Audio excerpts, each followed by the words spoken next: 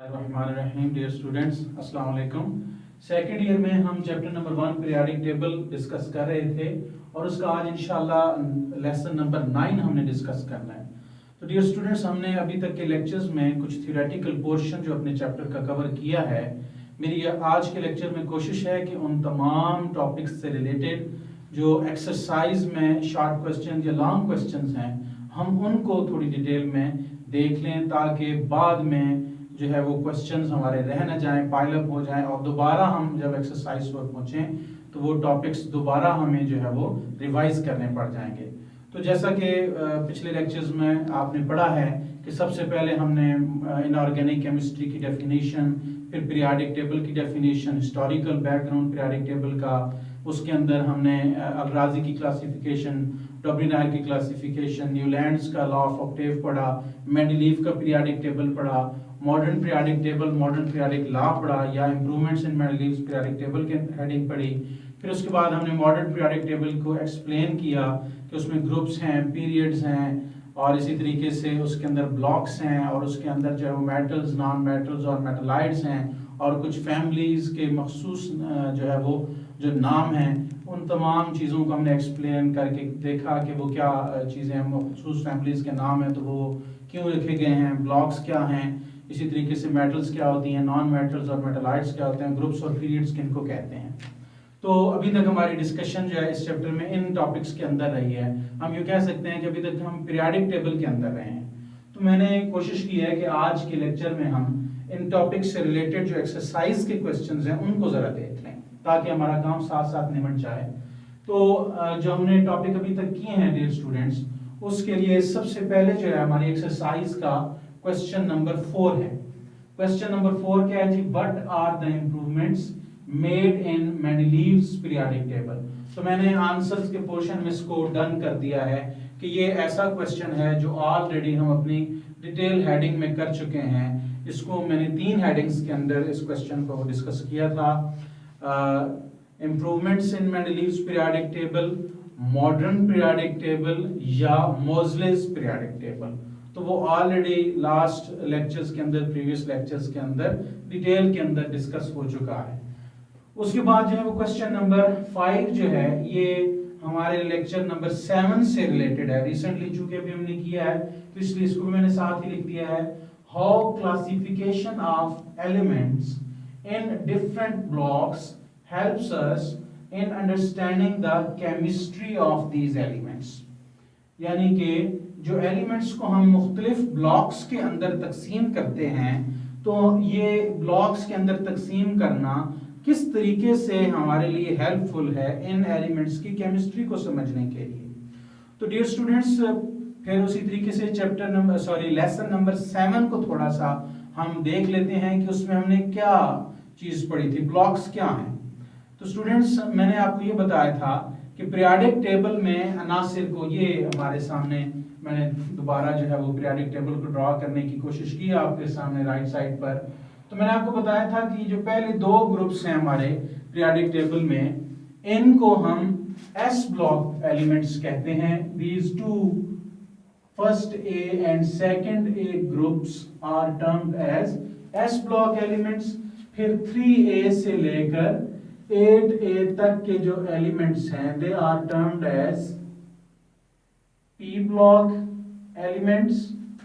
Similarly ये जो central portion है ये सारे का सारा हमारा कहलाता है D ब्लॉक एलिमेंट्स। और इसी तरीके से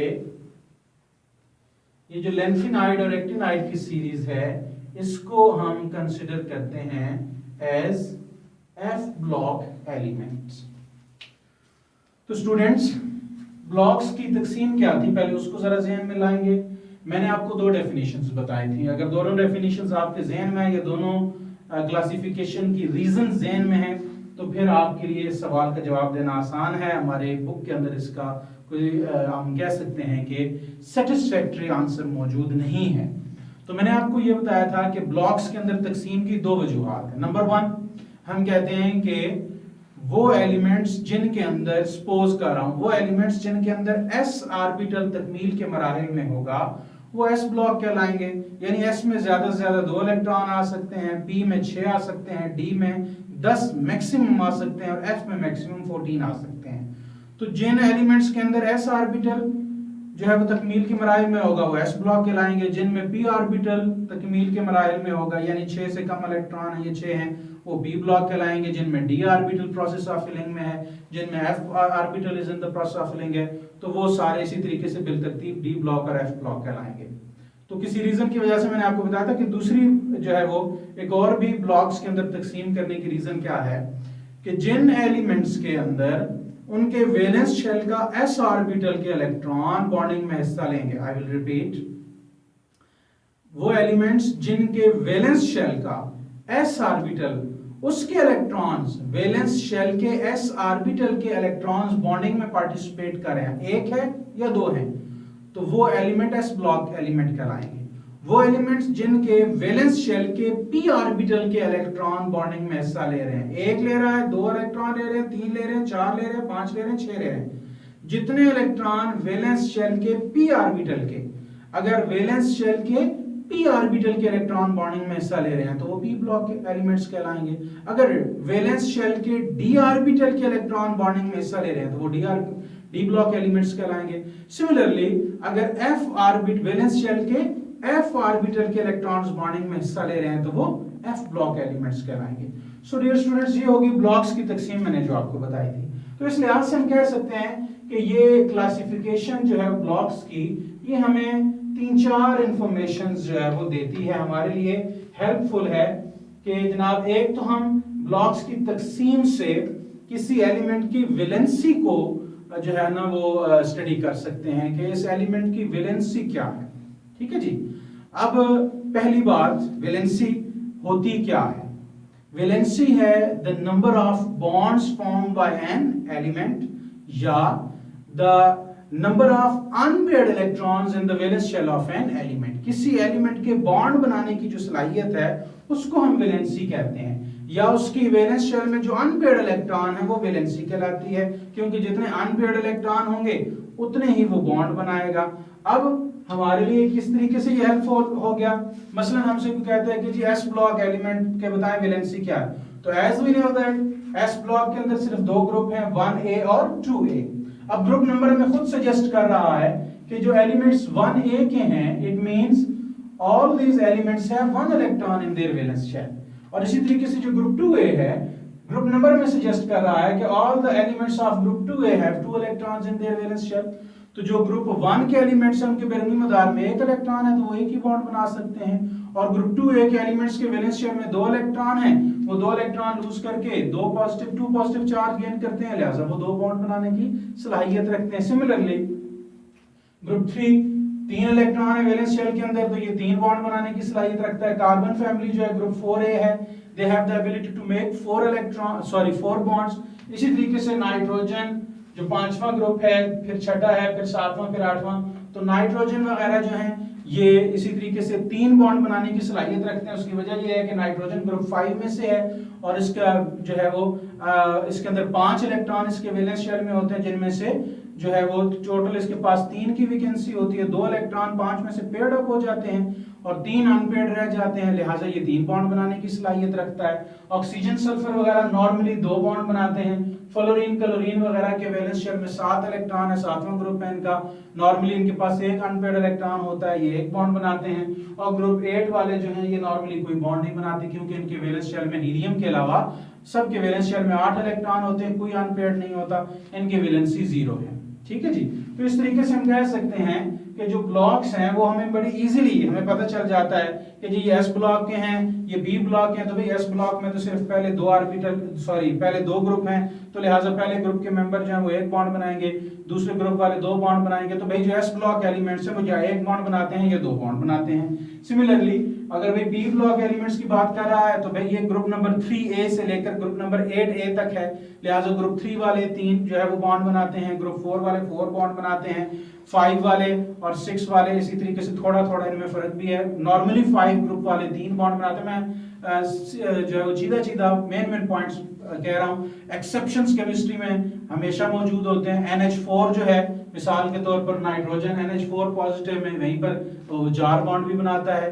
तो हम जो है वो एक ज्यादा डिटेल में नहीं जा रहे, मेन पॉइंट्स हम कह रहे हैं। तो नॉर्मली ग्रुप 5 वाले 3 बॉन्ड बनाते हैं, ग्रुप 6 वाले नॉर्मली 2 बॉन्ड बनाते हैं, ग्रुप 7 वाले नॉर्मली 1 बॉन्ड बनाते हैं और ग्रुप 8 वाले कोई बॉन्ड नहीं बनाते। तो इस तरीके से ब्लॉक्स की तकसीम हमें बॉन्ड्स यानी वैलेंसी के बारे में एक सेटिस्फैक्टरी इंफॉर्मेशन देती है।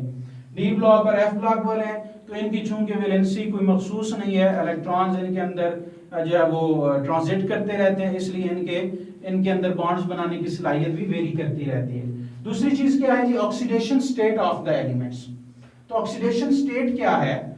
वैलेंसी है, अमूमन ऑक्सीडेशन स्टेट और वैलेंसी में मिक्सअप हो जाता है। वैलेंसी है number of bonds formed by an element, वो 1 2 3 जो बॉन्ड बनाता है। ऑक्सीडेशन स्टेट क्या है? Oxidation state the net charge present on an atom due to the loss और गेन ऑफ इलेक्ट्रॉन। अब जब एक एटम इलेक्ट्रॉन गेन करेगा तो ऑब्वियसली उसके ऊपर मनफी चार्ज आएगा, उसकी ऑक्सीडेशन स्टेट नेगेटिव होगी। और अगर एक एटम इलेक्ट्रॉन लूज करेगा तो उसको इलेक्ट्रॉन्स की कमी होगी, उसके ऊपर पॉजिटिव मस्बत चार्ज आएगा, उसकी ऑक्सीडेशन स्टेट पॉजिटिव होगी। तो अमूमन वैलेंसी और ऑक्सीडेशन स्टेट को एक चीज समझा जाता है, वे ऑक्सीडेशन स्टेट चार्ज की बात है, चार्ज है और वहां चार्ज नहीं है वैलेंसी में, वो तो बॉन्ड्स बनाने की सलाहियत है, एक बॉन्ड बनाएगा 2, उसके अंदर ना पॉजिटिव नेगेटिव हम नहीं शो करते। तो जैसे वैलेंसी हमें पता चलती है डियर स्टूडेंट्स ब्लॉक की तकसीम से, ऐसे हमें ऑक्सीडेशन स्टेट और केमिस्ट्री ऑफ द एलिमेंट्स भी पता चलती है। ठीक है जी, मसलन ग्रुप 1 वाले हैं तो भी इनके वैलेंस शेल में जब इलेक्ट्रॉन ही एक है, s ब्लॉक एलिमेंट्स हैं जी, तो हमें ब्लॉक से पता चल गया कि भाई ये या वैलेंसी या इनकी ऑक्सीडेशन स्टेट +1 होगी या इनकी ऑक्सीडेशन स्टेट +2 होगी।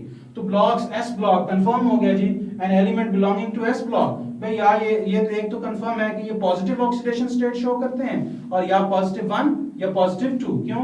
ग्रुप 1 वाले एक इलेक्ट्रॉन अपने बैरूनी मैदान में रखते हैं, ये हमेशा +1 ऑक्सीडेशन स्टेट शो करेंगे। ग्रुप 2 वाले इनके वैलेंस शेल में 2 इलेक्ट्रॉन है, ये हमेशा 2 लूज करके +2 ऑक्सीडेशन स्टेट शो करेंगे।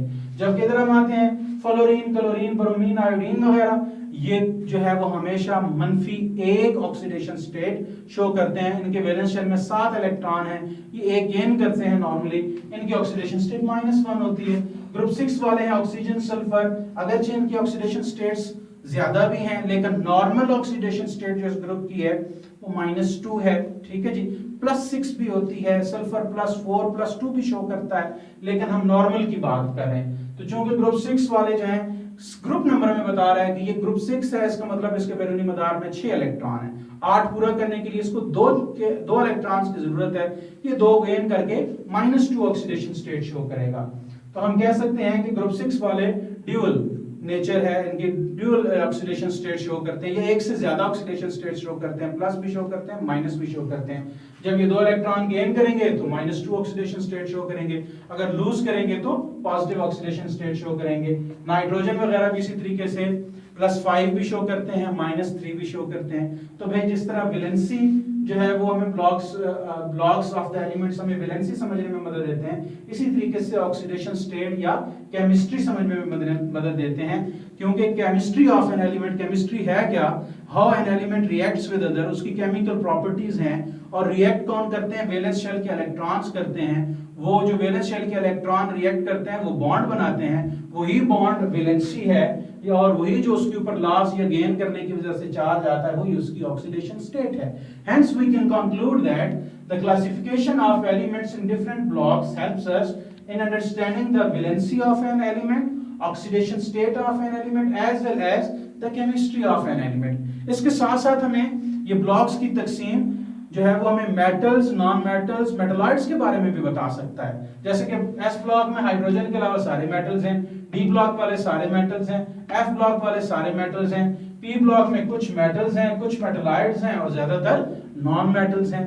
तो ये सारी चीजें जो हैं वो ब्लॉक्स के अंदर तकसीम से हमें जो डियर स्टूडेंट समझ आ सकती हैं। इसके अलावा क्वेश्चन नंबर 12 है एक्सरसाइज का, why oxidation state of noble gases is usually 0। तो ये भी मैंने डिस्कस कर दिया है। नोबल गैसेस को मैं थोड़ा हाईलाइट करके यहाँ दोबारा लिख देता हूँ। ये इनमें helium, neon, argon, krypton, xenon और रेडॉन, ये नोबल गैसेस हैं। ये ग्रुप 8A है, ये ऑलरेडी ये भी हम डिस्कस कर चुके हैं, लेकिन थोड़ा सा दोबारा इसको देख लेते हैं। भाई जो ग्रुप 8A है, ग्रुप नंबर हमें सजेस्ट कर रहा है कि अपार्ट फ्रॉम हीलियम ये तमाम जो बाकी मादा जो है वो 5 एलिमेंट्स हैं, इनके वैलेंस शेल में 8 इलेक्ट्रॉन हैं और 8 इलेक्ट्रॉन पेयर्ड अप हैं। जो 8 इलेक्ट्रॉन पेयर्ड अप हैं, कोई अनपेयर्ड नहीं है, तो जो अनपेयर्ड इलेक्ट्रॉन ना होना इसका मतलब ये है कि वो दूसरों से रिएक्ट नहीं करेगा। जब एक एलिमेंट के पास अनपेयर्ड इलेक्ट्रॉन होता है तो वो अनपेयर्ड इलेक्ट्रॉन अपने आप को पेयर अप करने के लिए दूसरे एलिमेंट्स के साथ अपने इलेक्ट्रॉन शेयर करता है या लूज करता है, या वो एलिमेंट इलेक्ट्रॉन गेन करता है। तो चूंकि इनके पास ऑलरेडी 8 इलेक्ट्रॉन मौजूद हैं और 8 पेयर अप हैं, कोई अनपेयर्ड नहीं है, लिहाजा ये ग्रुप 8A के एलिमेंट्स ना इलेक्ट्रॉन लूज करते हैं ना ये इलेक्ट्रॉन गेन करते हैं। दूसरे अल्फाज में ये दूसरों से रिएक्ट नहीं करते, कोई बॉन्ड नहीं बनाते। जब लूज नहीं करते तो इनके ऊपर पॉजिटिव चार्ज नहीं आता, जब गेन नहीं करते तो इनके ऊपर नेगेटिव चार्ज नहीं आता, ना इनकी कोई ऑक्सीडेशन स्टेट है, ना इनका कोई बॉन्ड बनाने की अंदर इनकी कोई सलाहियत है। मॉडर्न केमिस्ट्री में हम कहते हैं कि कुछ एलिमेंट ज़ीनॉन वगैरह ये बॉन्ड्स बनाते हैं, लेकिन नॉर्मल कंसेप्ट यही है कि ग्रुप 8A वाले कोई बॉन्ड नहीं बनाते, ये कभी इलेक्ट्रॉन लूज करके पॉजिटिव चार्ज एक्वायर नहीं करते, नेगेटिव चार्ज एक्वायर नहीं करते इलेक्ट्रॉन गेन करके, इसलिए इनकी ना कोई वैलेंसी है ना इनकी ऑक्सीडेशन स्टेट है।